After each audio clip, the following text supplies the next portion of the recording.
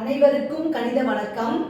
இப்போ பார்க்க போகிறது 8ஆம் வகுப்புக்குரிய கணக்கு வரைபடங்கள் அப்படிங்கிறதுல பயிற்சி 3-8ல் 3வது கணக்கு பார்க்க போகிறோம். வரைபட தாளில் குறிக்காமல் கீழ்காணும் புள்ளிகள் அமையும் கால் பகுதிகளை காண்க அப்படின்னு சொல்லி கொடுத்துருக்காங்க. வரைபடம் வரையாமல் நம்ம என்ன பண்ணுறோம், அந்த புள்ளிகள் எந்தெந்த கால் பகுதியில் இருக்குது அப்படிங்கிறத பார்க்க போகிறோம்.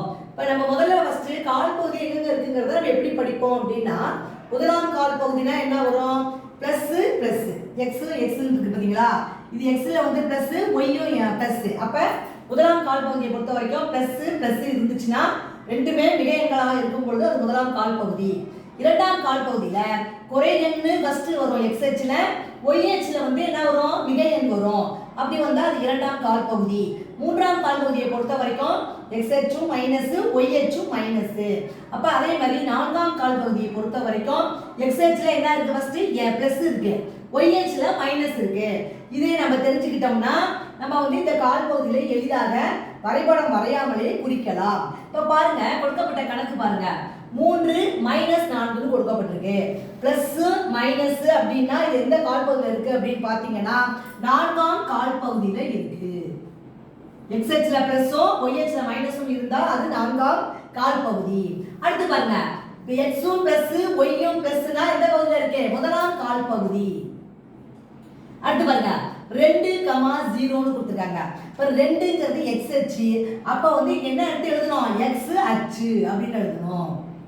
எக்ஸ் முதல்ல இருக்கிற லெட்டர் நம்பர் கொடுத்துருந்தாங்கன்னா அது எக்ஸ் அச்சு. ரெண்டாவது 0 இருக்கிறதுனால இது எக்ஸ் அச்சின் மீது இருக்கிறது.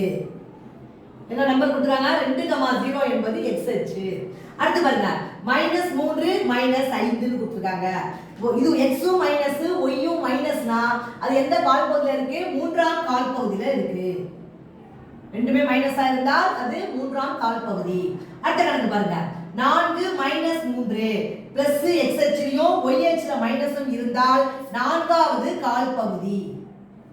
அடுத்து பாருங்க, எக்ஸ் ஹெச்ல மைனஸும் ஒய் ஹெச்ல பிளஸும் இருந்தால் எங்க வருது, இரண்டாம் கால் பகுதியில் இருக்குது. அடுத்து பாருங்க, -8,0 கொடுத்துருக்காங்க. அப்ப -8 என்பது என்ன வருது, எக்ஸ் டேஷ் அச்சு. முதல்ல இருக்கிற நம்பர் எக்ஸ் கொடுத்துருக்கிறதுனால என்ன எழுதுவோம், எக்ஸ் டேஷ், அதாவது மைனஸ். அடுத்து பாருங்க 0,10 இருக்கு. எக்ஸ்ல 0வும் ஒய்ல 10ம் இருந்தால் எந்த அச்சுல இருக்கும், ஒய் அச்சு.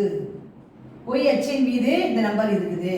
அடுத்து பாருங்க -9,50 கொடுக்கப்பட்டிருக்கு. ஃபர்ஸ்ட் எக்ஸ்ல மைனஸும் ஒய்ல பிளஸும் இருந்தால் இரண்டாவது கால் பகுதி. இத மாதிரி தான் நம்ம கணக்குகளை கால் பகுதி அமைவிடம் எங்க இருக்குன்னு தெரிஞ்சுக்கிட்டோம்னா எளிதாக வரைபடம் வரையாமலே புள்ளிகளை எந்தெந்த கால் பகுதியில் இருக்கு அப்படிங்கிறத கண்டுபிடிக்க முடியும். புரிஞ்சுங்களா?